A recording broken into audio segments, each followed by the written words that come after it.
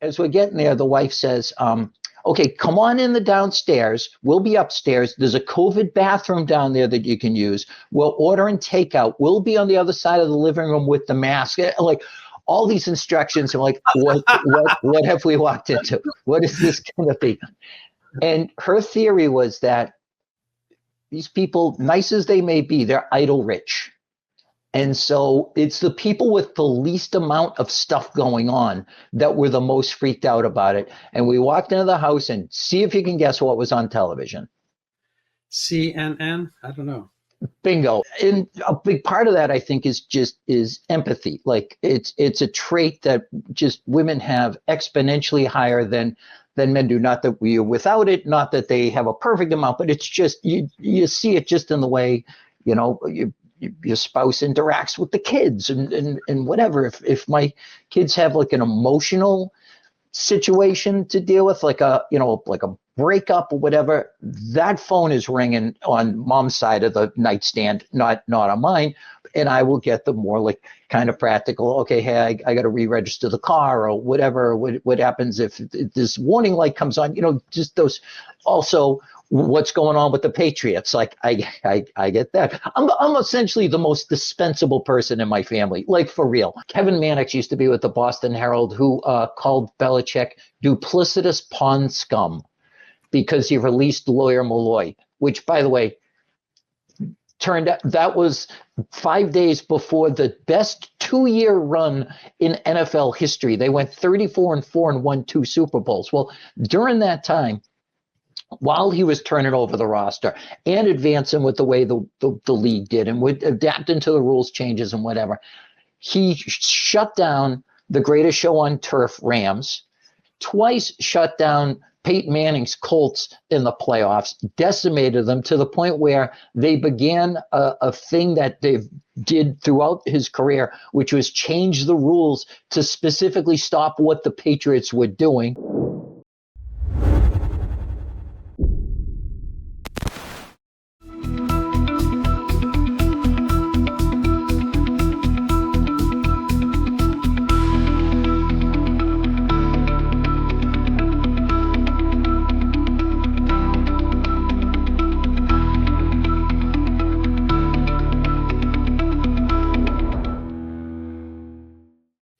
Hi, I'm honored today to have the unpronounceable, how's it go, Jerry Thornton with me. He's a great writer, comic as well, and he's a comic writer. But nonetheless, his writing, I guess, veers from, interesting takes on popular culture to the very serious investigative journalism that needs to be done. He is, frankly, the go-to person on the Karen Read case. If you haven't read the Karen Read case, he has an incredible compendium. I hope it becomes a book. Moreover, he's, I guess, Bill Belichick's best friend and confidant, Tom Brady's go-to guy, wingman, all that kind of stuff, as evidenced by Mr. Patriot over here, the previous pre-Victor Kiam logo, and a good friend of both of us. I'm a Patriots fan, and Jerry Thornton is a Patriot, perhaps not in real life, especially since his avatar, Taekwon, has been cut. But he's sort of the go-to guy on the ultimate question of our day. The most important question of our day was it Brady or Belichick? Hopefully we'll get to that a little bit later. But Jerry, thank you so much for being on the show. Dr. Bach, thank you very much for having me. And I can confirm I am a lowercase p Patriot. I love America. Might be an unpopular opinion on this show. I don't know. But by God, that's a hill I'm willing to die on. And you did not mention another close personal friend of mine. Mr. Kraft has given me permission to refer to him as RKK. I'm in that inner circle. This is true. Personal permission. So yes, thank you very much for that. And I've seen your list of guests and distinguished people, academicians, some of the leading voices of sanity throughout COVID.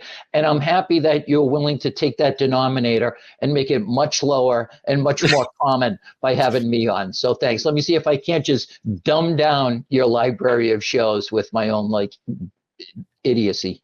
Well, I appreciate the self-deprecation, but even William F. Buckley, and he was at Yale way before me, and he wrote God Man at Yale. I'm not sure which one he thought he was, but but he said he would rather be ruled by the first dozen letters, dozen picks out of the phone book than the faculty at Harvard. I think that actually has been proven correct. So even with your self kind of deprecation and whatnot, I actually think you are a very, very excellent barometer of popular culture and populist thought. But that, leaving compliments aside, I got to say one more thing. I think the common man actually had more common sense than some of the more uncommon experts. Oh yeah, I spent 17 years working in the Massachusetts court system, so you dealt with all strata of life in Massachusetts, from people with no education, whether they were just defendants or jurors or whatever, people like myself who went to just a state college, and then Harvard educated people. And that's where I learned that old axiom is true, the one that says you can always tell a Harvard man, you just can't tell him much. No, that's fairly reasonable. I hang out with them. I don't want to spend your time on this, but as an anecdote, I belong to a couple sports clubs, a tennis club and another tennis club, and one's tennis and squash. And I was in the tennis and squash one. I used to be a pretty good squash player, and we have a bunch of credentialed people, Harvard types, and with all kinds of letters after the name. I have no idea what they stand for. In this case, it was an MD and MPH. And I was talking quietly on the couch, comfy black couch, watching this woman's daughter, 11-year-old or whatever, play squash and getting a lesson. And it was at that era in early 2021 when the vaccine was out and like who should get it. And what her kid had COVID. And she's like, oh, she knew I was a doctor. And, da, da, da, da, da. I said, well, I'd be a little bit cautious. She's 11 years old. She already had the vaccine. I would wait and see. Kids don't really get that sick from COVID. Is that blah, blah, blah. So, I was, and this guy, I've seen him, never met him. He comes like a comet, bat out of hell. He comes screaming at me, and he starts screaming inches from my face, like, you are killing people. And like, how did you know? I mean, I thought I'd like buried all the evidence. I mean, he meant that, that girl. And so I tried to take it a little bit off campus. So we went into the weight room with a WEIGHT. So we weighted things out. And I let him scream it out a little bit. And I said, look, why don't we do this in writing, a little bit more civil, but anyway, so he's an expert. And, I've tried to like resuscitate him since then to like backtrack over some of the things he said, and crickets. So I mean, I'm the one killing people and all that kind of stuff, but he can't answer questions. So that's something. It was Aldous Huxley who wrote A Brave New World.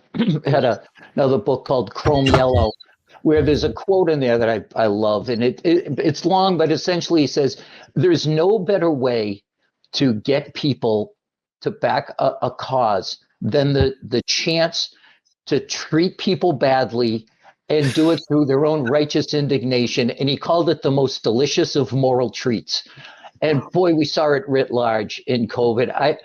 My brother-in-law had someone call the police on him because he was golfing by himself when the golf courses weren't open. Golfing again. So I've been doing a bit about this on stage, and it's how Massachusetts closed golf courses. I'm no epidemiologist, but I'm pretty sure that when you're within 6 feet of someone swinging a driver, a virus is the least of your problems. But we did it to feel so self-satisfied. Look at how important we are. And that guy, you gave him the opportunity by citing the medical fact that an 11-year-old was at no risk of harm from this virus. But for me, I think when we finally drew the line where it went into complete absurdity was a literal line, and it was on the floors of the aisle of the supermarket.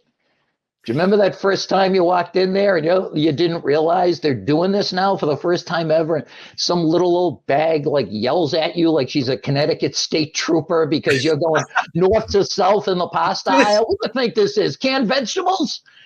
I'm an Irishman, as you can probably tell, which means I forget everything I should remember, and I remember everything I should forget. And I just will never let go of what we did to COVID. I want to find out about the guy who was paddleboarding at Malibu Beach. And the video was unbelievable. 4 police boats came, they surrounded him, and then they frog walked him up the beach like zip tied and stuff. And it just, Yeah. and people all want to move on. Like if you have an argument with your wife, and you ultimately turn out to be right. Well, we're not talking about this anymore. Hasn't happened yet. I don't know what that feeling is. Yeah, I mean, I admit defeat and I never bring it up again. But, as soon as you prove that you are correct, it's, why are we still talking about this? Believe me, why don't we move on? There's more with my mother. My wife is actually more equanimous about this, but my mother, it was like, why are you still doing it? Let's move on. Let's move on. Like, well, I just need to get a little bit of the pleasure of that of acknowledgement. Then we'll move on. It's good. But I had exactly. Speaking of the surfer thing, I had a guest on probably 2 years ago. His name is David Human Hamadi, and he's a physician. I think he's ENT. I'm not. Anyway, he's a medical doctor out in California. I think he's an Irani expat, and he had that same thing on the beach. They kicked him off the beach, blah blah blah, and because he wanted to, run or whatever. He's exercising, volleyball, one of those things on the beach, harming nobody. And he's a physician. He knows well enough to do what he's doing. He managed to live that long, so he went back as a bum. He'd grown out his COVID beard, and he decided, he'll get the knit watch cap, and he ripped some clothing, and he did everything he wanted to do on the beach as homeless. And the police saw him, and they just completely left him alone because I don't know if he made his jacket smell or anything like that, but they just it was clearly a self-hatred thing. It's like, to let people in off the border with no vaccine, and you're vaccinating everybody. You're swabbing, like 2-year-olds and college students up the wazoo, if this is your wazoo. But it's kind of a self-hatred moment, I think. It's kind of like, a weird own goal that perpetrated, where you're ignoring the mass infiltration of this system without filtration. Yeah, that story, I'm going to commit that one to memory as well, because that so perfectly encapsulates the insanity of it all. Like, well, he's homeless. He doesn't know any better. But if he was a PhD, how dare he be out there playing squash or whatever, and I'm surprised that didn't happen in Massachusetts all the time, because we were maybe the worst in the country for a while. I think California surpassed us, but we closed to keep people healthy. We canceled doctors' appointments and kids' sports. We closed gyms and playgrounds and churches, but we kept open the liquor stores, and fast food places. So yeah, grab yourself a Wendy's Baconator and, pop in and grab yourself a fifth of Codsack and a pack of Marlboros and some Scratchies. But you better stay off that treadmill, pal. We're doing this for your own good. If ever it's showed that we do not live in a sane universe, it was that couple of year stretch. And I just never forget it. Every time I'm on stage and I remember doing my first comedy show after, when they started loosening up restrictions a little bit, outside in a parking lot. The audience was under 2 separate heated tents. We were standing on a box, and behind us was the drive-through of a bank. And we were and those people who were there were just so hungry for entertainment. We were so hungry to do it that I remember flubbing punchlines, and they're just saying, can I go back about 10 seconds and try to nail that one? And you would, and then you'd get an applause break for messing up a joke, just because people were like, thank God, because we're the sane people. And I have a theory about this, and I'd like your opinion on it. My wife actually came up with this. We visited some friends of hers at their second home on the water in Gloucester. Their second home, because their first home was being fixed up, and so obviously it was a mansion. And all right, well, this will be cool. We'll visit them, and this will be fun. They seem like they're pretty chill. I haven't seen them in a while. So as we're getting there, the wife says, okay, come on in the downstairs. We'll be upstairs. There's a COVID bathroom down there that you can use. We'll order and takeout. We'll be on the other side of the living room with the mask. Like all these instructions. I'm like, what have we walked into? What is this going to be? And her theory was that these people, nice as they may be, they're idle rich. And so it's the people with the least amount of stuff going on that were the most freaked out about it. And we walked into the house, and see if you can guess what was on television. CNN? I don't know. Bingo, exactly, with the grim milestones or whatever. And I talked to my brother, who, manages a construction site. I go, did any of your guys on your work site ever wear masks, or talk about who didn't wear a mask, or talk about how they've got their vaccine appointments, or how they were offended that they saw someone come within 6 feet of them at the store? He goes, no, it never comes up. I go, exactly, because they're involved in something. It's exactly the thing. It's the laptop class. And the people who had the luxury to do this. I had John Tamney on a week ago, and it's not out yet, but that's a secret. So just between you and me and our millions of viewers. It dies with me. They couldn't torture it. He's a brilliant man. You got to read his stuff. He's just great.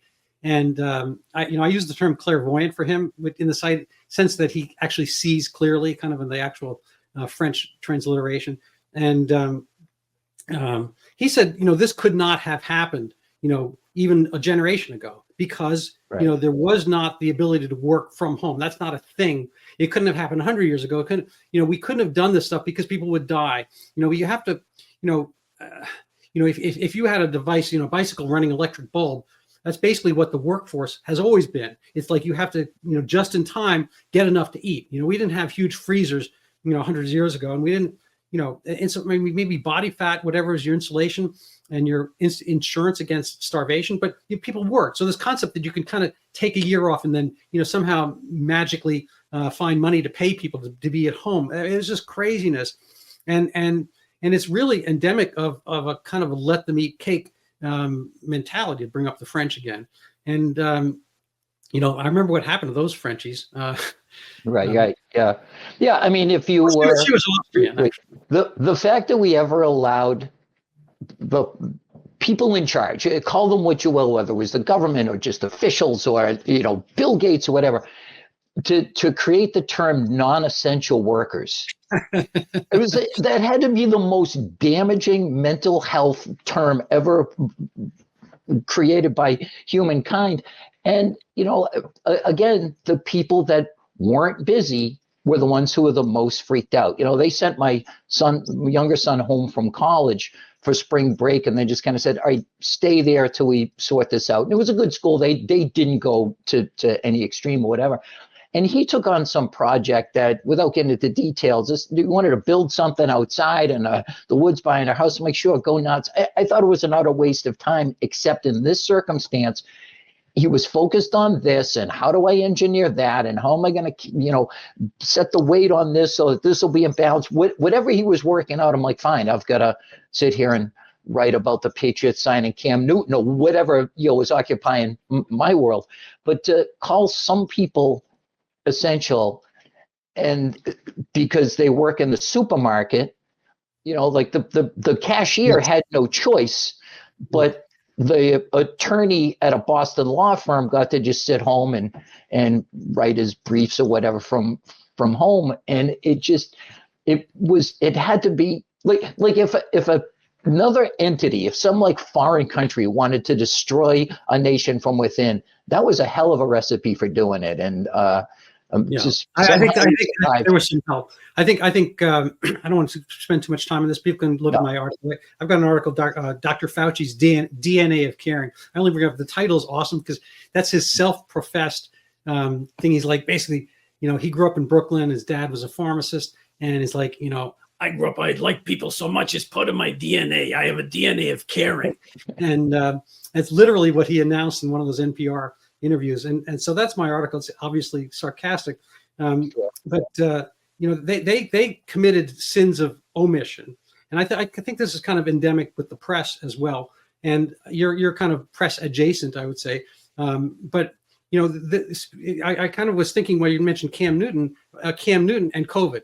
And there were a lot of examples within sports which went on to a certain extent. It's social, and football players, they get closer. They have no social isolation in a fumble drill and whatnot. And there were studies. The Wall Street Journal, I think in or I guess when football season started, 2020, they showed that there was no transmission in the practice field and on the game day. And so they did the genomics, microgenomics of all these virions and whatnot. And the only place that people caught anything amongst the football players and the basketball players were, after hours nightclubs and whatnot, and doing things that players do after hours, and not so much in their game field. So it was a clear disproof of the kind of social isolation masking theory, because these guys, maybe not for 90-year-olds, but for your general run-of-the-mill healthy person, you were able to do, get on top of fumble the ball and whatnot. And there was no transmission on the football field.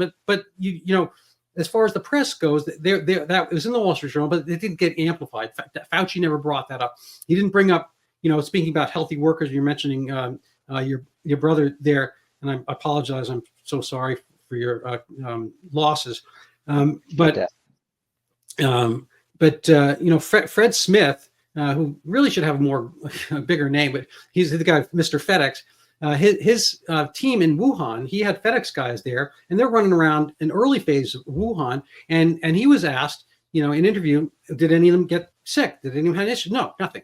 And so they were running around. They were doing all kinds of, but they were young, healthy people, and they didn't have any illness at all. And there were all kinds of facts like the Diamond Princess and whatnot that got ignored. It's not like the stuff wasn't out there.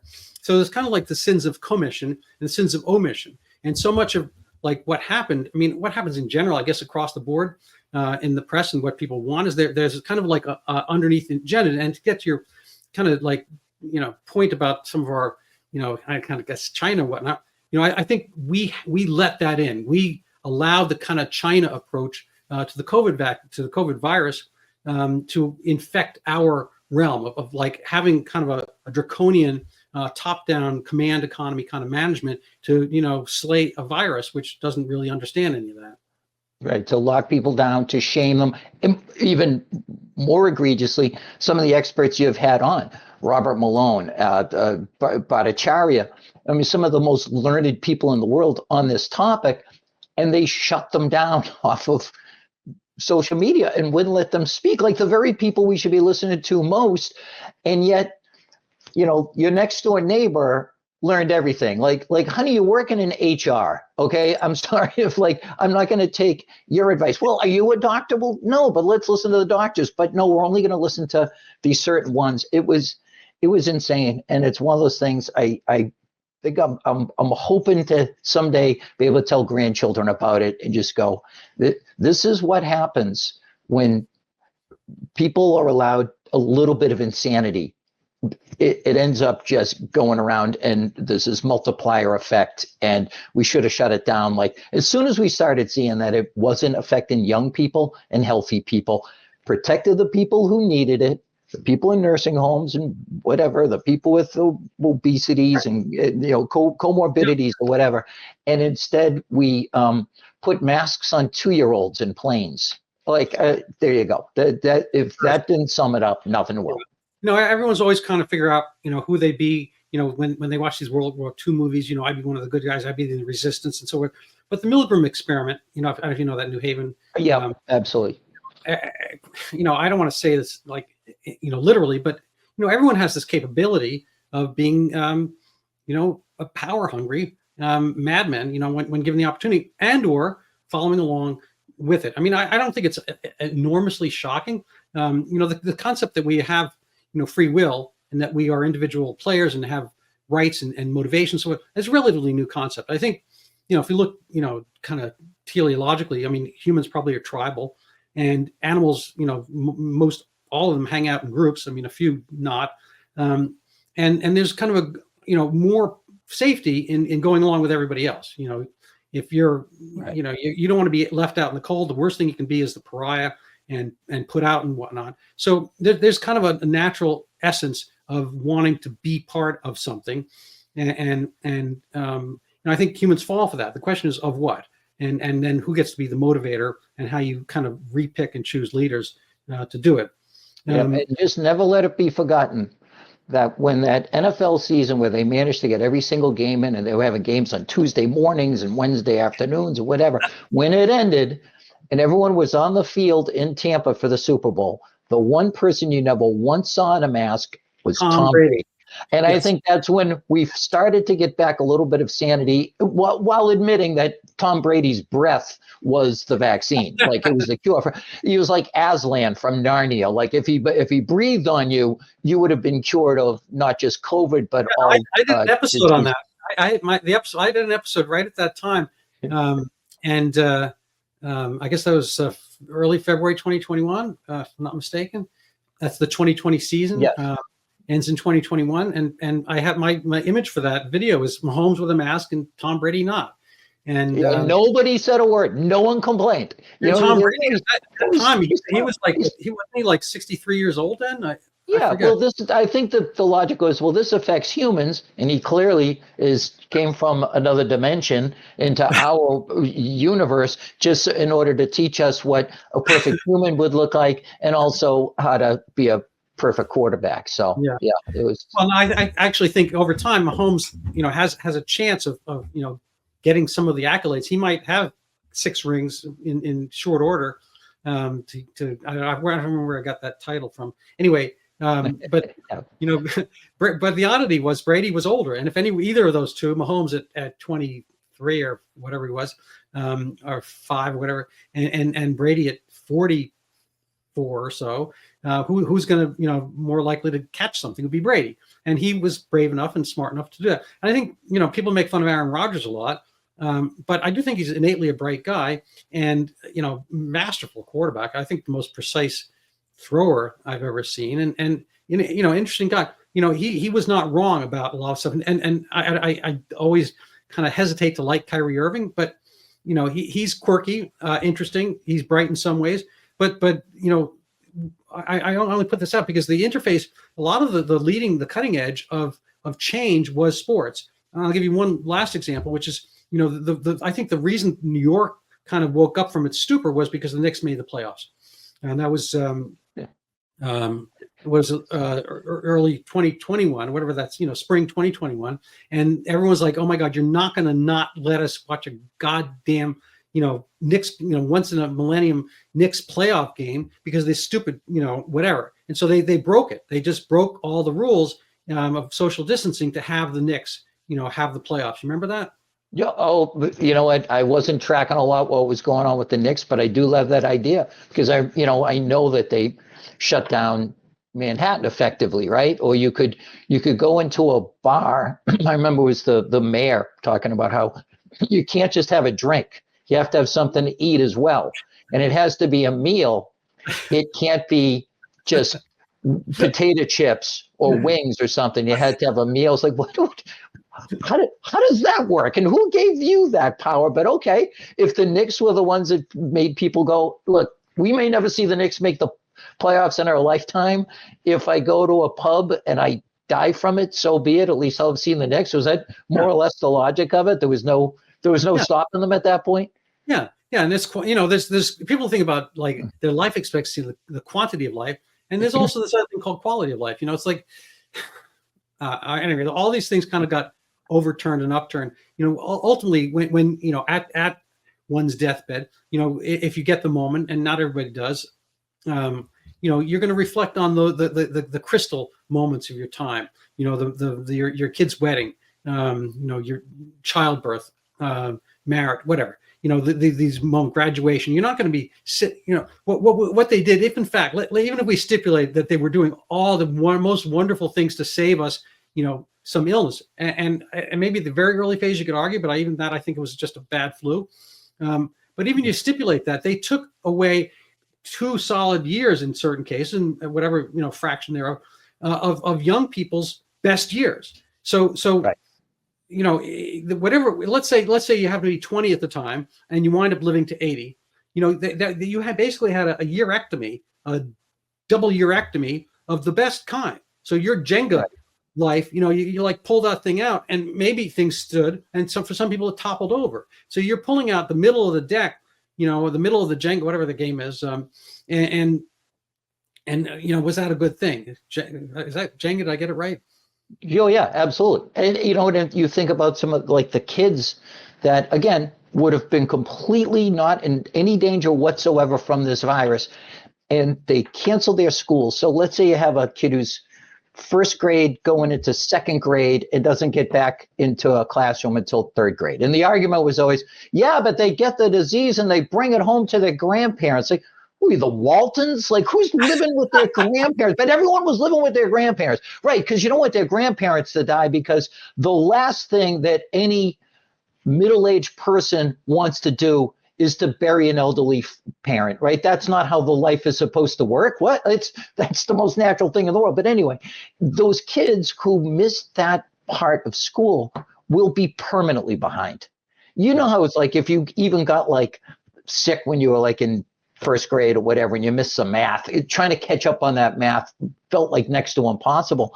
And I've heard this, and you correct me if I'm wrong on this, that they quietly changed the guidelines for, like, it used to be when your child gets to be 24 months, they should have a vocabulary of 50 words. They changed that to 30 months and 30 words. Why? Because kids weren't seeing adults form words because everyone was wearing masks around them, including like mom and dad at the home, and yeah, they did a lot of.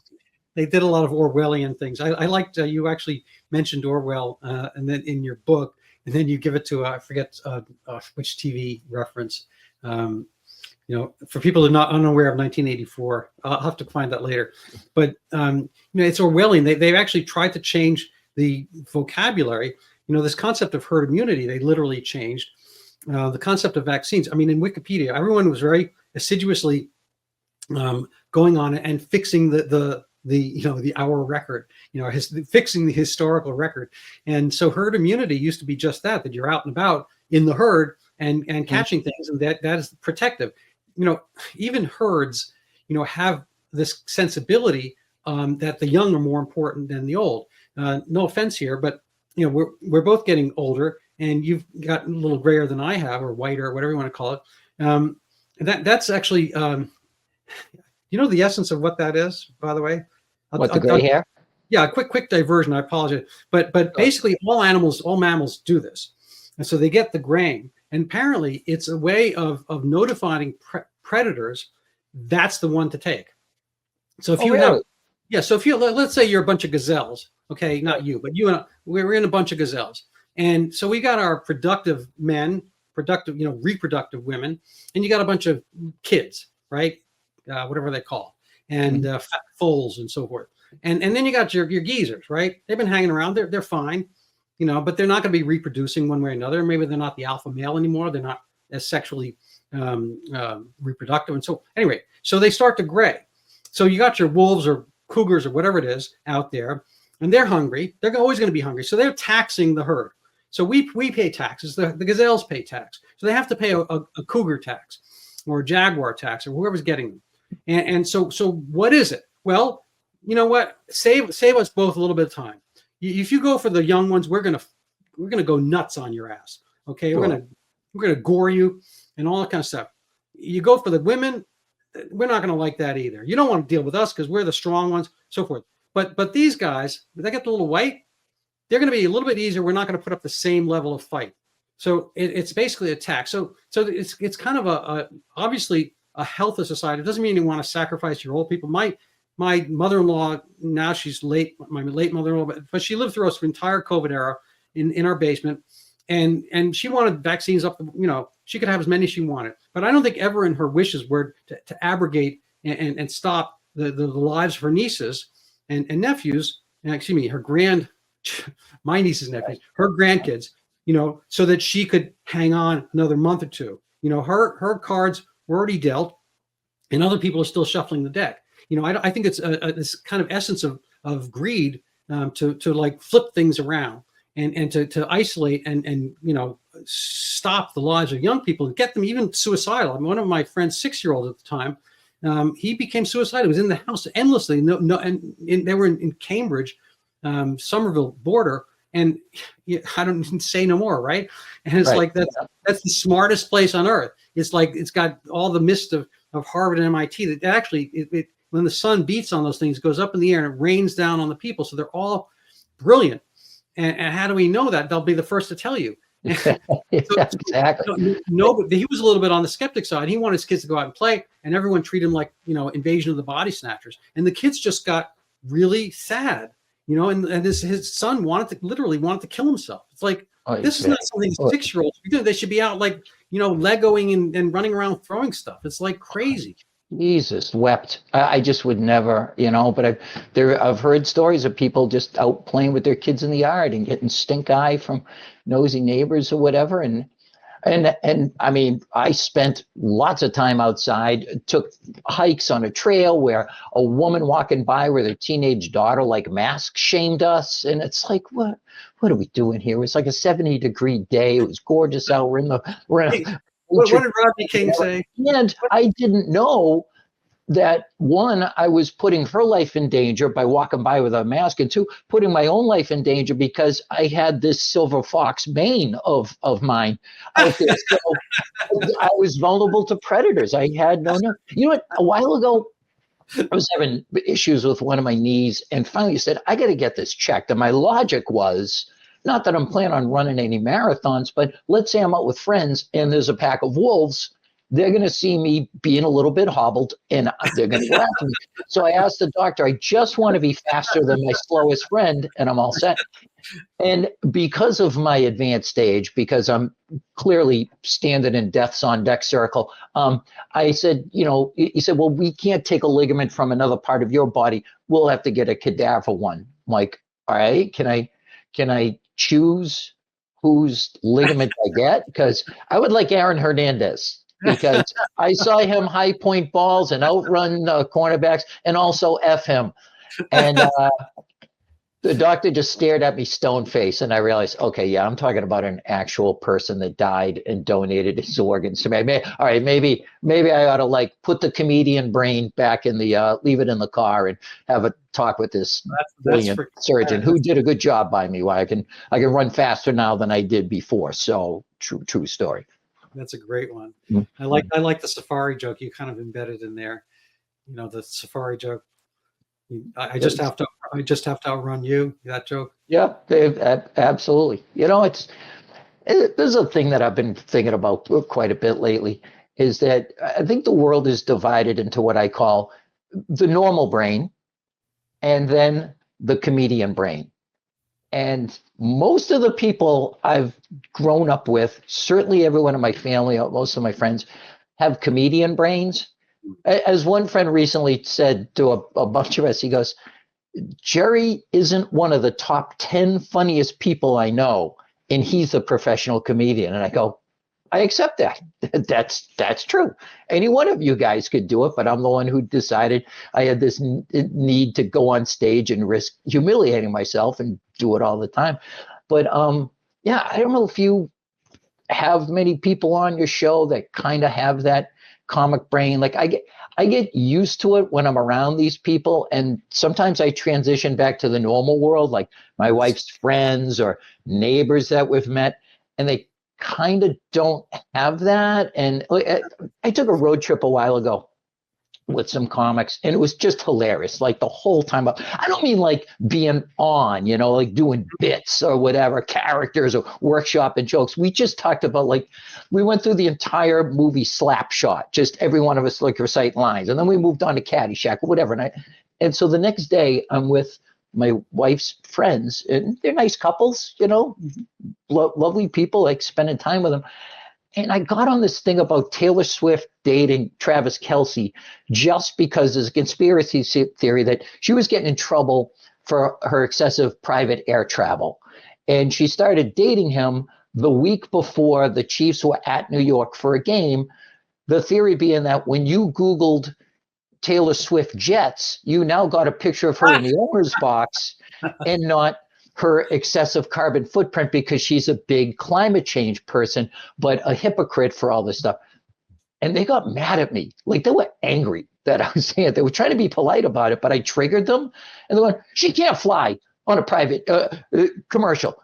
How's she going to possibly do that? I go, wait, because she's a famous musician? She can't. Right, she can't. It'd be chaos. I go, well, how big a musician are you allowed to be? Like, what about Jennifer Lopez? Can she not fly a plane? Like, okay, how about if you're Kid Rock? What if you're the drummer from Soundgarden? What if you're Michael Bublé? And then I just realized, okay, I'm saying this to the wrong people. Like, they're physically getting upset.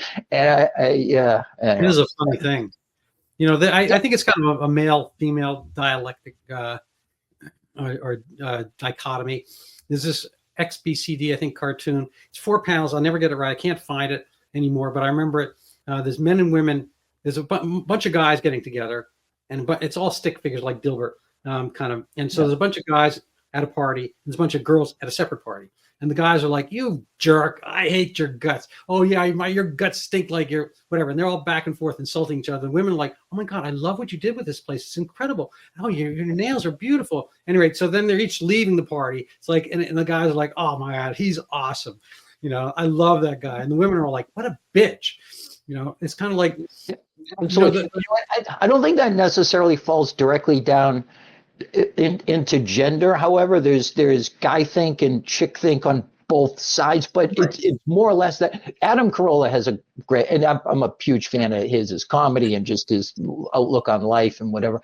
And yeah, he calls it chick think, and he'll use examples of like guys, political leaders or whatever, like who straight up use chick think, where it's more about like feelings and rather than just like, here's my approach and here's my, like, I've heard this, and maybe you can speak to this, that there's a part of the brain, the name of which I should remember, that is much larger in men, and it has to do with linear thinking.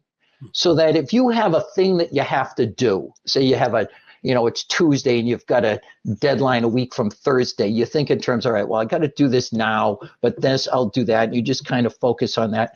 Whereas women, it's less linear than it is like a web, where they think about it. And I see this with my long-suffering, lovely Irish Rose, who I adore. If she has like a deadline of a thing she has to do, it's connected to all these other things. Okay, and then if I don't do that, and then in the meantime, and then I talk to my sister, and now she needs it. And I don't know how we're going to get this other thing, and it just becomes this total approach. And the point being that too, like, when I've got something on my mind, I get quiet about it and I just try to like work it out. And she and other females in my life, platonic friends, my sister, they talk about it. So I don't know what part of the brain that is, but I'll go back to my gazelles and whatnot. But on a tribal basis, I think it's mostly because women are weaker physically than men. So if you think about it, like circling the wagons, you're out in the West. And at night you circle the wagons because that's protection. So you form this group. We were a little bit similar to like the cohesiveness of ideas, whether it was good ideas or not. It's better to be in the group or not. So women less physically able to be out on their own have to be together. So there's women venturing out and hunting or whatever. Well, all well and good, but some other tribe gets her, boom. That's kind of the end of her. And so women have to be cohesive, and not only that, but they have to get the guys who are bad actors. So guys can get guys who are bad actors. We can shoot them and so forth. We can beat them up. We can punch them. We can threaten them.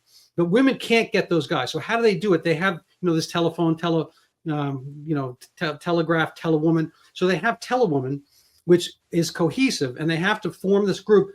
Basically that they become circle of wagons. You can either be in or out. And because of sexual politics such as they are, and men's kind of sexual vector towards women, and women more like the goalie, we're like the the forwards and whatnot. They basically have to get every woman to agree on who are the good guys and who are the bad guys, and the guys in the society, out of the society. And so how it maps in the brain is another question. But I think it's reasonable to think that that's templated into their behavior, writ large, whether that's a little spot in the brain can actually find. And so guys, because we are more on the outside. If you think of that, actually the image of like a sperm and an egg, we are the outside prodding in, and the ovum is being invaded and so forth. There has to be kind of a different dynamic. We can kind of try to figure out different roads around, and we have to kind of be more, I guess, whatever the word would be, discursive or something about how we kind of figure things out. We have to plan, and women don't. If a man wants to have sex, say the ultimate, aside from filet mignon and whatnot, the main goal, he has to be proactive and he has to kind of work and groom and so forth. That requires attention and planning. And the woman only has to say yes or no. But her saying yes or no affects and potentially offends others. So women have this whole envy and jealousy thing, and they also have the cohesion that kind of protects them, not as a species, but as half our species. I don't know if that's. Oh no, that all totally tracks. I mean, not to go full Jordan Peterson here, well, the lobster is an example of a hierarchy, and the largest lobster, But don't you know, buddy? I love Jordan Peterson. Anyway, and a big part of that, I think, is empathy. Like it's a trait that just women have exponentially higher than men do. Not that we are without it, not that they have a perfect amount, but it's just you see it just in the way your spouse interacts with the kids and whatever. If my kids have like an emotional situation to deal with, like a breakup or whatever, that phone is ringing on mom's side of the nightstand, not on mine. And I will get the more like kind of practical, okay, hey, I got to re-register the car or whatever. What happens if this warning light comes on? Just those.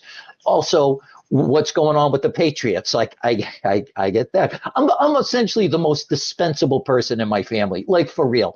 If they needed like now 70 pounds of meat to grind up into Soylent Green, I know that I have very little value to this group other than that. But yeah, and I envy women for that empathy thing. And I wrote about this when, as you mentioned, when the first of two of my brothers died this year within a couple of weeks of each other, about just the way he would stay in touch. He would call and we would talk about random nonsense.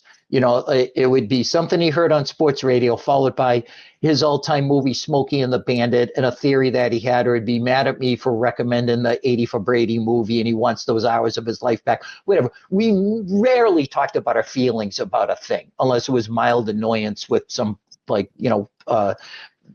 going on in the news or whatever.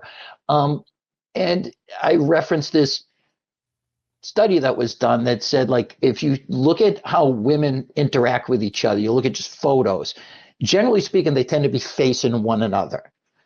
Again, they're talking about their things, their feelings, their place in the world, what's going on with your life, how is this, how's that going, how's your parents?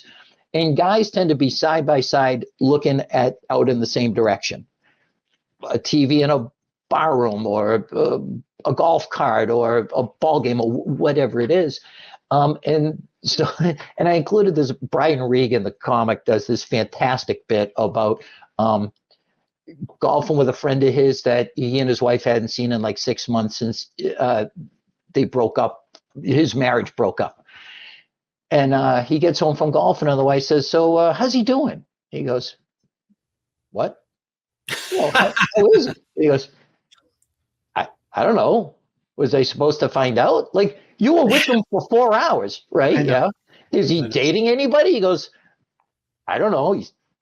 He's got a new driver. I go, that's right. Like, I have friends I grew up with, guys that I've been friends with, some of them literally since we were 6 years old, met in first grade. And my wife will say, where does he work? I'm like, I don't know. I could tell you who his quarterback was in fantasy football the year that he beat me in 1997 or whatever. And she just doesn't get it. But I know he's my friend. And if I ever needed him, he's there. But I don't dive into, I just know he gets up in the morning, puts on pants and goes to some place and earns a living. And he's nice to his kids. I don't know what else you want, No, it's a funny thing. I might have had more expression of emotions younger, maybe, but they got beaten out of me. by life or physically? No, I had like a fraternity ritual. I had like an Irish twin brother, an older brother, and my annus horribilis, that's with 2 N's, was the year he hit puberty and was on the wrestling team. And so we used to fight, but that one year he not only had the muscles, but he had taken some wrestling moves, and oh my God, he tortured me. I lived. As far as Yeah. this is living. Anyway, I don't know why I bring that up, but you just go through struggles. I think I was, maybe the more sensitive of the three of us sons. But here and there, it works. On the dating scene and whatnot.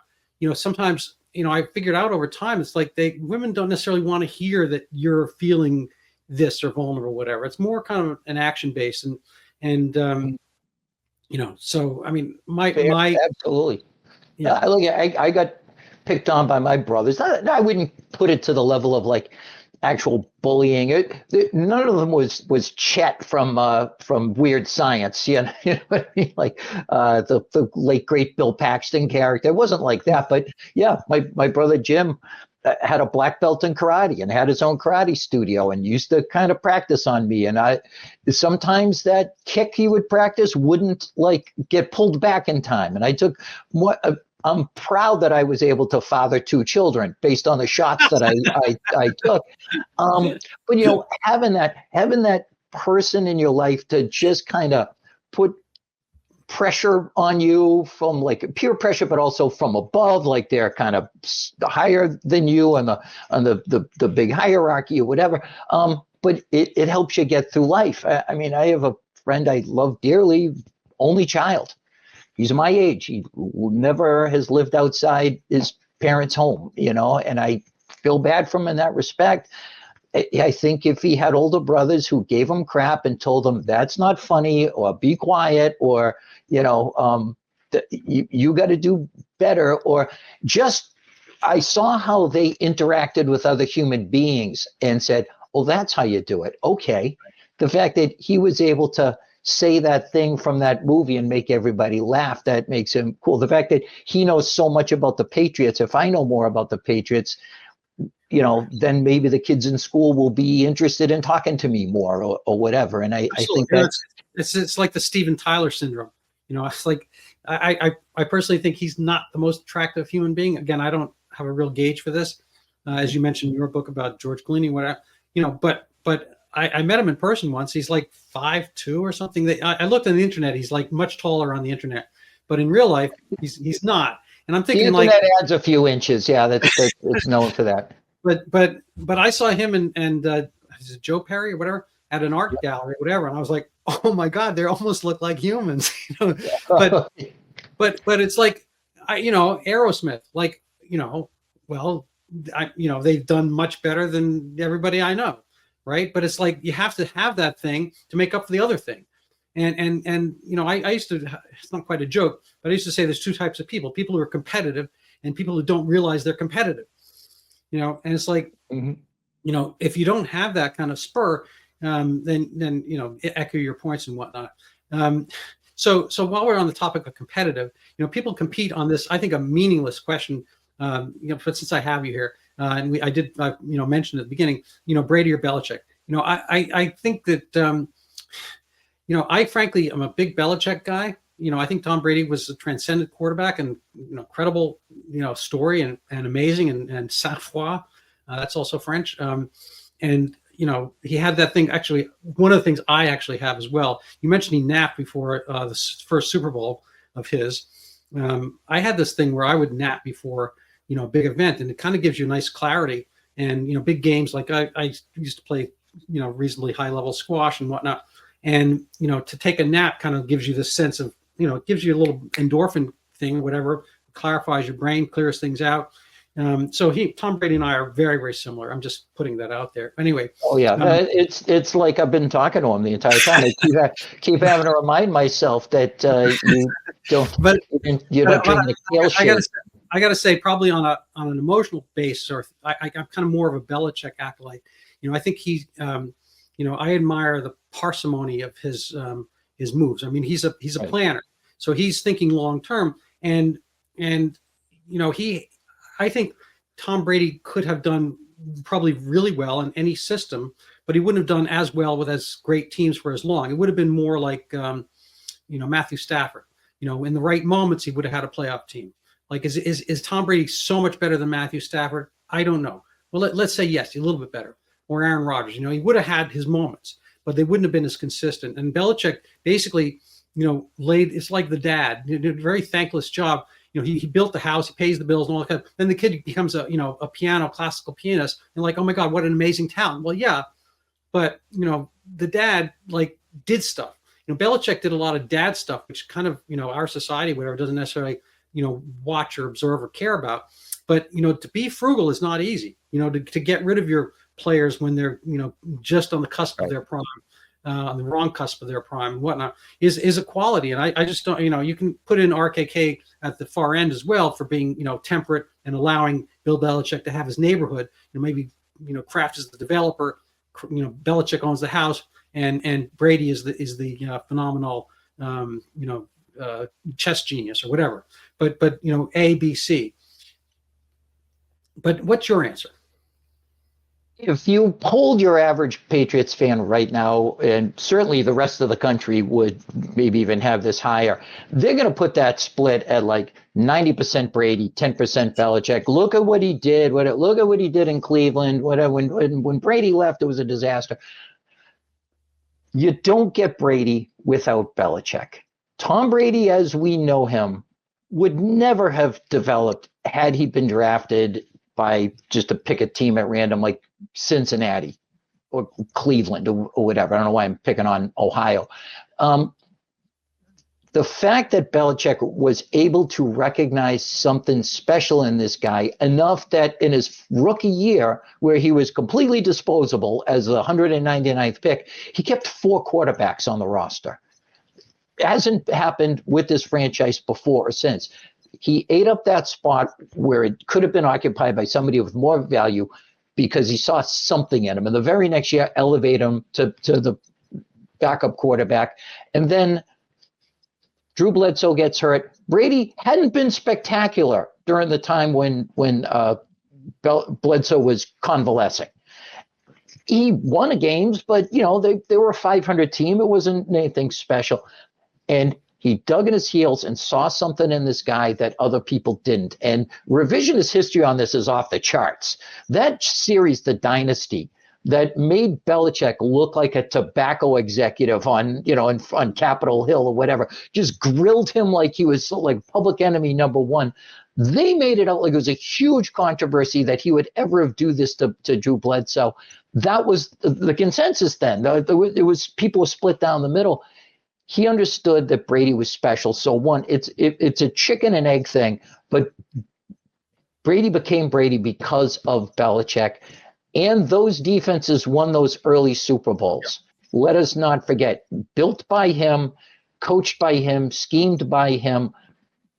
Also, the famous clip of Brady and Belichick in his office, and this was from 2009, talking about Ed Reed. And what kind of calls do you want to see? And how are we going to account for this guy? Because he was like their nemesis. He was absolutely Brady's Lex Luthor.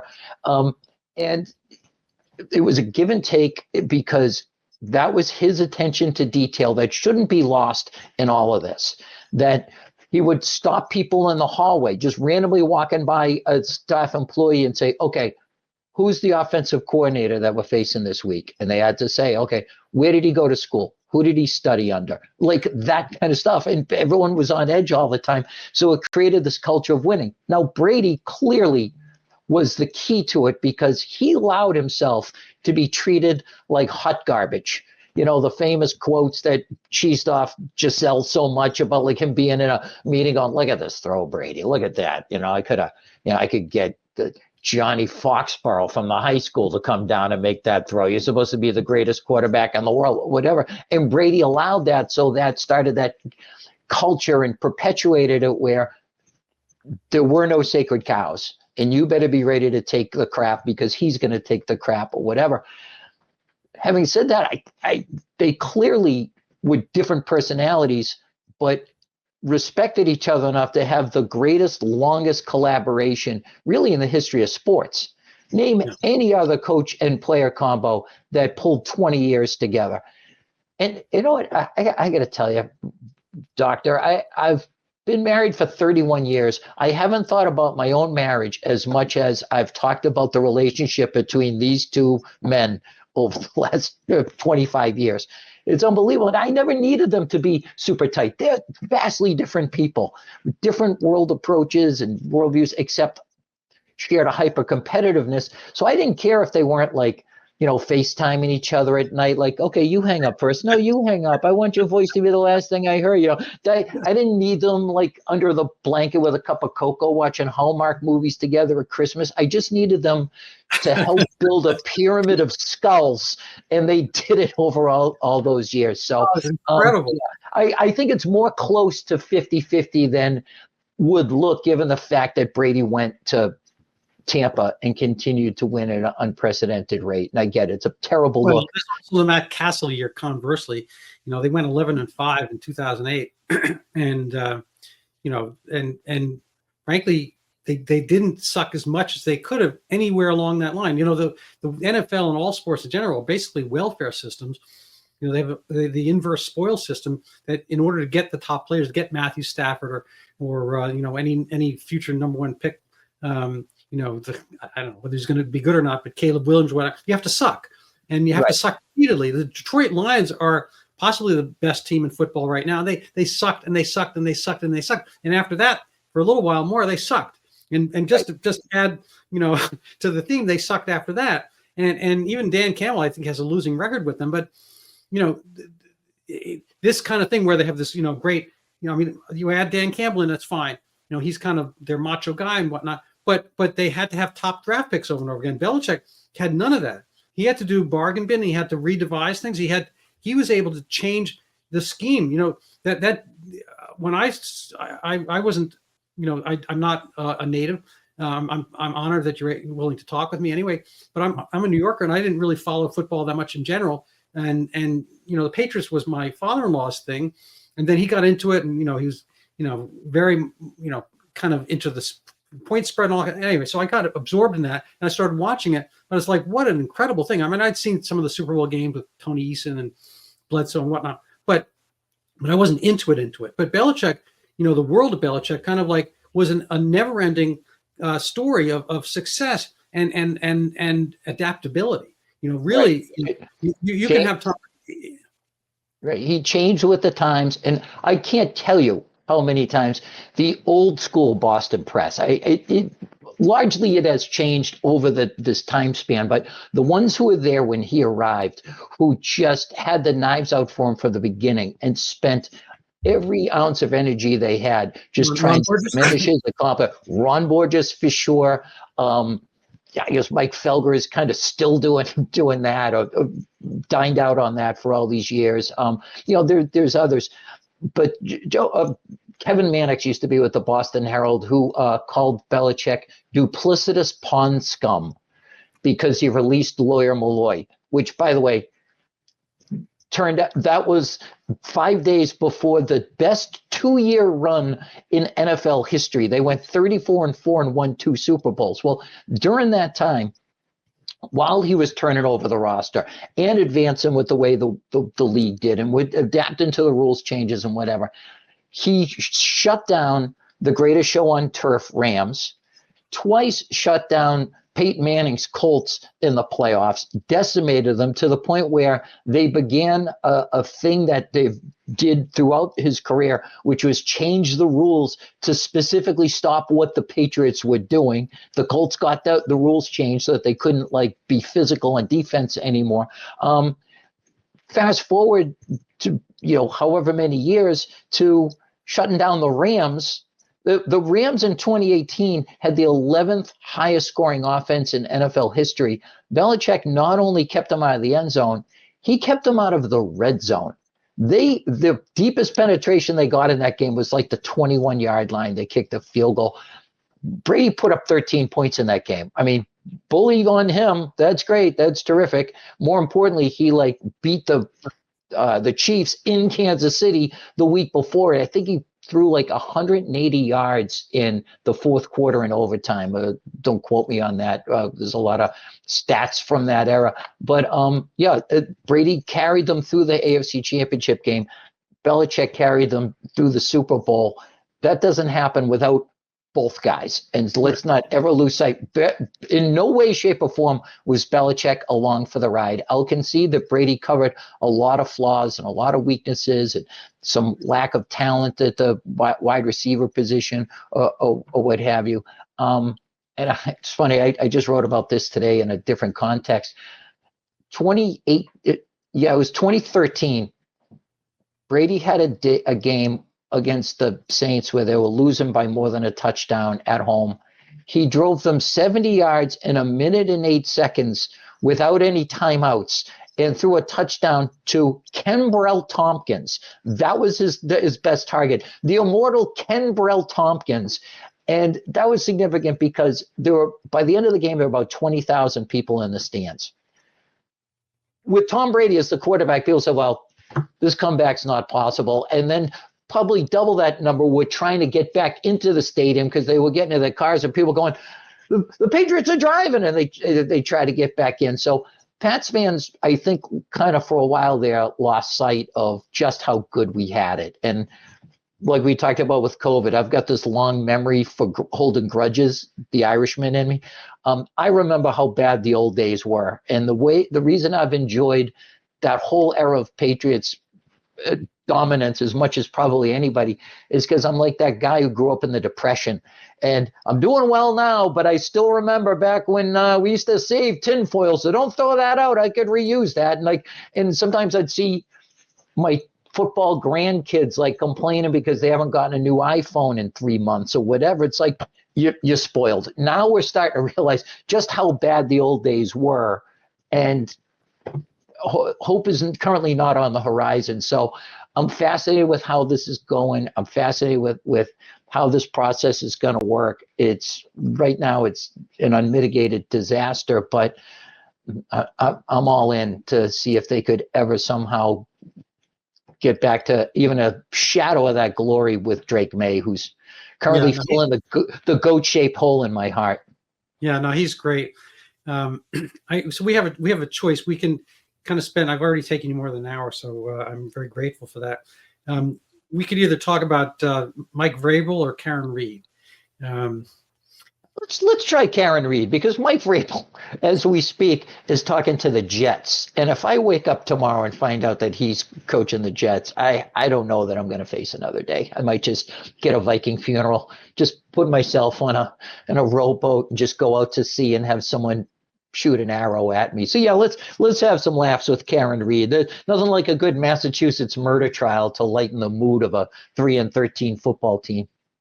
Yeah, no, it's a crazy thing. So you were my go-to source for this, and I recommended your work to others because they're like, what's up with that? People all over the country, that I communicated with, they're like, what is this? Do you know anything about this? Like, well, this is what you want to read, and no pun intended. And so, there are a lot of Karens. I appreciate that. You'd be amazed at how many people over the summer, like that I would approach me to talk about Karen Reed. I was at the Tom Brady Hall of Fame induction at Gillette, and I had a team employee. I had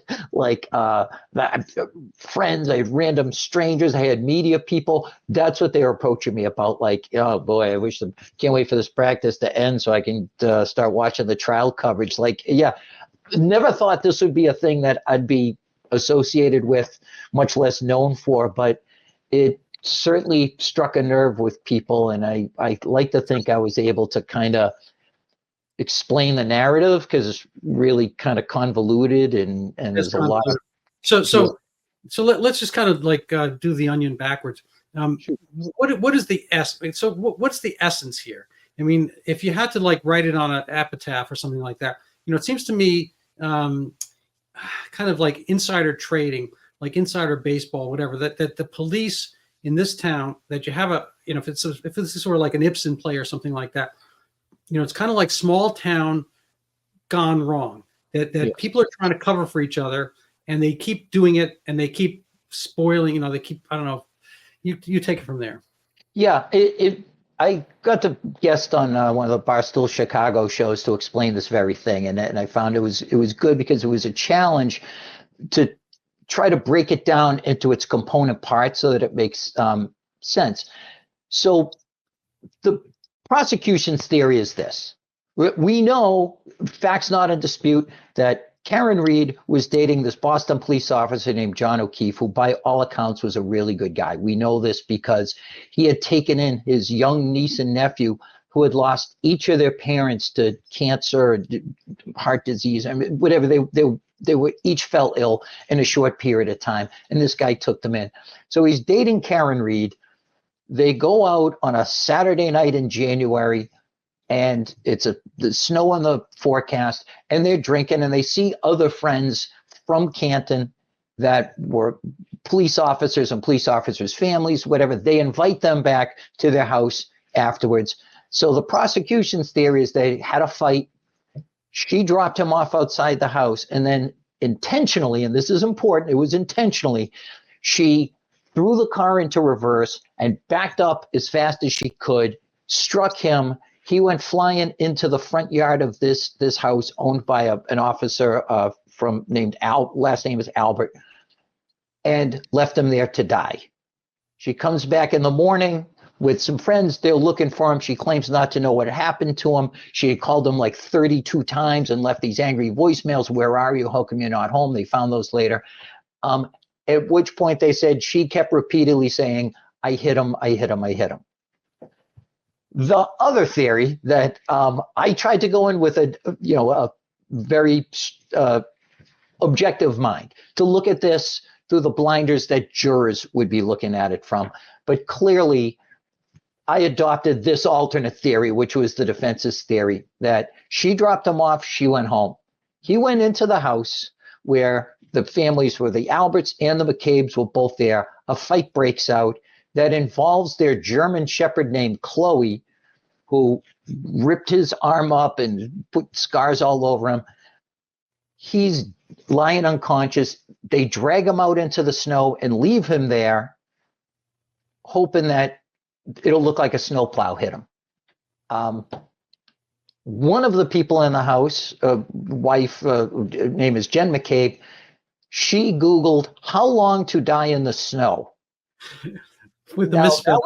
That was at 2:27 in the morning, but the prosecution's claim is, oh no, it only looked like it was 2:27 in the morning. In fact, it was at 6:30 in the morning after she was aware that he was out there or whatever. So yeah, those are the two competing theories. Now, to me, if I was importantly in all this, and this is the key person in the entire thing, the lead investigator was from the state police. His name is Michael Proctor, who took over the investigation despite the fact that he's close friends with the Alberts and the McCabe's, which was disputed by some who said, no, they just vaguely are aware of one another. Their son, who was 18 at this time, when he was younger, was the ring bearer at Michael Proctor's wedding. And at no point did he say, I can't take over this case. I'm compromised out, which would have been the most reasonable thing to do. Just the fact that he didn't speaks to it, really unlocks Pandora's box of this town and just how everything is cloistered and everyone knows each other. And more than anything, this is Massachusetts exporting its culture to the world, because this is an economy that's built on favors. More than anything, it's one hand washes the other. You take care of me, I'll take care of you. That's what turned Whitey Bulger into such a powerful figure, because while he was ruling the Irish mob in Boston, his brother was the Senate president of Massachusetts, who had unlimited power. So the two of them he was working the political angle, he was working the crime angle, and they ruled an empire doing so. So this was kind of that same culture, only it was taking place in this town of Canton. But to talk about the culture a little bit, it was fun for me to watch this through the eyes of the rest of the country, because there are a lot of YouTube channels popped up where a lawyer would be watching the trial live and like in the box in the corner of the screen commenting on it. So you got to hear just little gems like Okay, and so were you drinking whiskeys and soda? No, no, I drink Jameson and gingers. Okay, when you went back to the house later, did you drink? No, they only had beers. They didn't have any Jameson and gingers. There was one incident where John O'Keefe's goddaughter described a trip that the whole like group of them, like 30 of them, had taken it to like the Bahamas or something over New Year's, where there was some jealousy going on, where he hugged her and Karen Reed thought that something sketchy was going on there or something. And you had a name for her? Yeah. We called her a babysitter with benefits. And it's like, wow.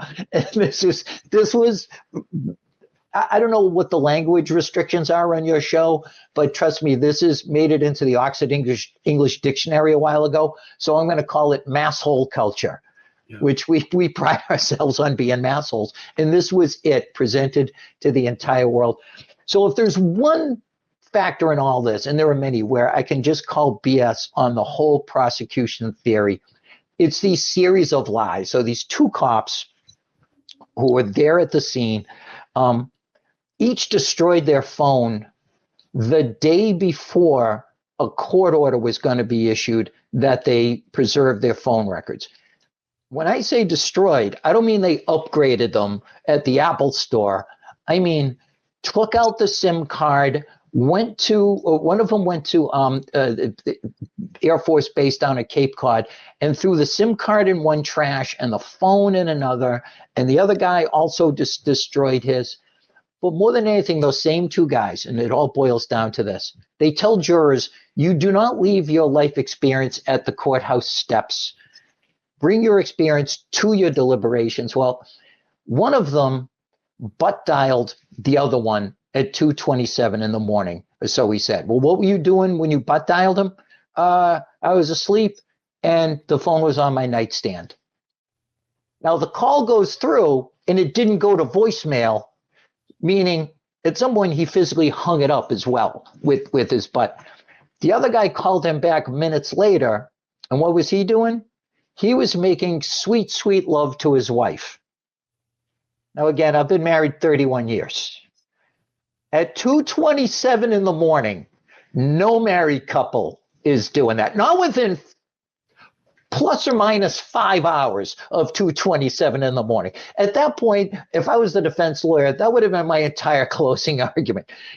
Ladies and gentlemen of the jury, forgetting your newlywed phase, tell me the last time you were doing that at 2:27 in the morning. So when you lie about the little things, it means you're lying about the big things as well. And they constantly lied about how much they knew one another. An EMT was there, and I mentioned how Jen McCabe, the Karen Reed supposedly was saying, I hit him, I hit him, I hit him. The woman who testified to that had never mentioned it before. She didn't mention it in her report. She didn't mention it to the police at the scene. And they said, well, are you aware of, and mention this name, a member of Nicole Albert? And she said, well, I went to school, I believe, with a Nicole Albert. Well, within minutes, the internet found 36 pictures of them together on vacations, on spring break, in hot tubs together, on boats, at parties, at clubs, or whatever. Again, when you're lying about the little things, then you're probably trying to hide a greater truth. And it was endlessly fascinating. And then on top of it all, I think where it really reached a crescendo for me was when Michael Proctor, the lead investigator, took the stand and they started asking him about his texts that he was sending to other law enforcement officers, where he called Karen Reed things that I will not repeat on your show. I might say masshole, but there's a word that my brothers taught me at their knee when I was a young lad. I said, this is a word, son, you will never use this word in the presence of a woman. And he was talking about they said about her on top of that. I mean, within the police, like they took a absurd interest in her, and I think they were vengeful, vindictive, and they were going after stuff within her. I mean, I think I don't think they were treating her like somebody innocent until proven guilty. I think they were Yes, trying. it certainly wasn't like, let's follow the truth wherever it leads, let justice be done though the heavens fall. Like clearly she was the target. And one point too, I think where it just kind of broke wide open for me was they showed security footage from the garage, the police garage where they had taken her SUV to. Now, again, the entire theory of the case was it was the back left taillight because it had been broken. We're not sure exactly when or to what extent or whatever. And so you see them looking at the back passenger side taillight where this all happened until you took a minute and realized that the image was reversed. So they were looking at the one on the driver's side because there were signs in the background that had the writing on them, the numbers and letters were backwards, and yet the timestamp at the bottom of the screen was all forwards. So this wasn't just an accidental flip, which I don't even know how you accidentally flip something. Yeah, The I'm a image had been doctor. reversed and then the timestamp put on it. And people say, well, what does that matter? Well, if it doesn't matter, you mention it. You go, hey, ladies and gentlemen of the jury, just want to point out this thing has been reversed. Don't think anything of it. No, it looked for all the world like they were looking at the taillight in question when in fact they were looking at another one. Yeah. And weren't there pieces of the headlight found in different places? Yes, there is question on that. The defense theory is that they were found days later. As they just kept going back and looking at the crime scene, they just kept finding these things. There is a video of her, Karen Reed, as she's leaving her own house, as this was all taking place. She was going back to the scene where she had last seen him, and it's a blizzard out, and she bumps with that aforementioned passenger side taillight, bumps his car parked in the driveway. And so there's some theory that that's how it got cracked. But by the time they started taking the police photos, the entire thing had just been ripped apart. Like there was no plastic left there at all. And they collected blood samples at the scene with red Solo cups in a paper shopping bag. I'm not making that up. They went to an officer who lives across the street and got red Solo cups from him. He didn't see anything. No one's doorbell cameras were working. This was the least secured suburban street in America on this night, or people deleted their cell phone, their doorbell cameras or whatever. No one came out of the house. This is another thing that kills me. Proctor never knocked on the door. No one else did. They never got a witness statement. And nobody at 6 o'clock in the morning, when there's a bunch of first responders outside with their lights and sirens going, no one came out to see what was the haps. It was the opposite of a night before Christmas. Like, out on the lawn arose such a clatter. Everyone went to bed because they didn't care what was the matter, which would never happen. The dog never barked. And then last but not least, and maybe this won't be last, I don't know, but Chloe the dog, the German Shepherd, was sent away right after this happened. They said rehoused. No one's seen Chloe. So I early on, when I was still trying to be as neutral as possible on this, I was getting like hate tweets from an ex account, Chloe in Vermont. And I was like, come on, show some guts, admit what's going on. I'm like, bad dog, Chloe. So, some testimony starts, and I realized just how terrible this prosecution's case is. And I just started hearing from Chloe, like, all right, Jerry Thornton's finally coming around. I'm like, you're a good girl, Chloe. Who's a good girl? So it's just part and parcel how crazy this world is. And full disclosure, I worked with the judge in this case, who took a lot of crap from the pro Karen Reed side. I have no specific memories of working with her, but I did conduct some trials with her back in my badge monkey days. But the thing is, and I've said this, I've written this, I kind of established early on in my court officer career, I'm not paying attention to these trials, okay? Lawyers would say to me, hey, how do you think it's going? I'd be like, I'll be honest with you, I'm researching Patriots cornerbacks in the draft. I'm sure you're doing great. What is it? Is it shoplifting? Is it murder? What is it? I don't know. I'm just here. And now I get out of that job 10 years ago, and now it's my job to cover the Patriots full time, and I'm paying attention to a trial. So I think of it as I'm good at multi-slacking.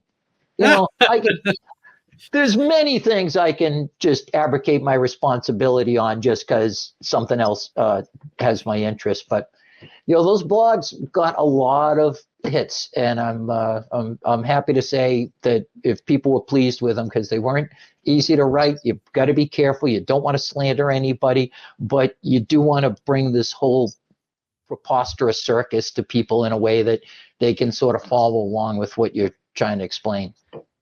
Well, that's wonderful. So I'm in your debt for being on. I want to show people the book I'm reading right now. I think, as according to Kindle, I'm 38% of the way through, but don't quote me on that. It's Six Rings.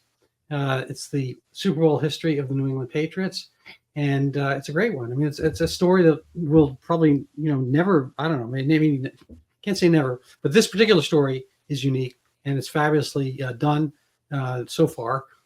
By Jerry Thornton. I want to, I'll buy your Karen Reed book when it comes out. I think you should definitely have one. I mean, you pretty much have the most of it. And I commend people to read your stuff because you're at Barstool Sports, or I guess barstool.com as Jerry Thornton. And great stuff. We're on X as the same, I believe. And Jerry Thornton 1. There you go. And yeah, don't confuse it with the other one. Never found who the original Jerry Thornton was, but I tried to get an X account and someone had claimed it, so we threw the number 1 in there. And if you're looking for a book about the early days of the Patriots before they became big, my first book was called From Darkness to Dynasty. It's available wherever fine books are sold. And I hope I did justice to this story. If I couldn't get some laughs out of it and just talk about how insane it was that the Patriots went from irrelevant to relevant to hyper relevant to history's greatest monsters in the span of just a sports dynasty, then I wasn't even gonna. It's when you're plucky that you like you. I was thinking, I mentioned to you on a message that I saw an analogy with Israel, Robert Kraft's interest proclivities aside. But when Israel won the 1948 war, and there was this 56 thing and 67, they were the plucky upstart, and everybody kind of had their sympathy. And the left, for instance, loved them and so forth. When they started succeeding, after that, it's like, oh, that's too much. They have to be broken up. People have this funny little thing. I think it's part of this cohesive tribal mentality that somebody gets too big for their britches. They must be bad. Brady had an amazing career, and then the people who still, find him reprehensible one way or another, and then they, start writing conspiracy ideas about it. And a lot of those take, my wife just out of the blue sent me this John Tomasi piece from 2008. I thought it was recent. I was like, she didn't even know I was interviewing you, and she doesn't know who you are either. No offense. But there's just a lot of people who will go out of their way to strike something down. It refers a little bit back to our COVID experience, where a lot of the press, is omission rather than commission. And one of your sports congeners, Jerry Callahan, says that a good fraction of the press is to cover a story, but with a pillow till it stops breathing. And yeah. And in the words of Christopher Nolan in Dark Knight, he says, you either die a hero or you live long enough to see yourself become the villain. Yeah. The Patriots did the latter. Like, it just, America got sick of their excellence and wanted them done and wanted to get rid of them. And you know what? And the same thing happened during the rise of Barstool. The parallels between that little website that I started writing for back when we were just a newspaper to the international media giant that it's become, it really parallels the rise of this. And people, as soon as Barstool got big, people came for it and tried to knock it down. And the more they've tried to destroy it, the stronger it's gotten, because we've just stayed authentic and who we are. We're there to entertain people and be entertained ourselves by the content that we cover. And we're real, and that's very much to the credit of my employers that they let us do this and let me write Karen Reed or the death of my brothers or whatever, and be genuine. And I'm eternally grateful that I was with this site in the early days, and that I've got to have this be my life. Because I heard Dick Van Dyke say this the other day. God rest his soul, he's still going strong. He just said, I can't believe I've spent my whole life doing the thing I want to do anyway, and I get paid for it. I just want to be silly. Well, I just want to talk about things that are interesting to me in a way that hopefully resonates with smart people like yourself and your audience. Well, I appreciate that. Thank you so much. So you have 0 Portnoy complaints.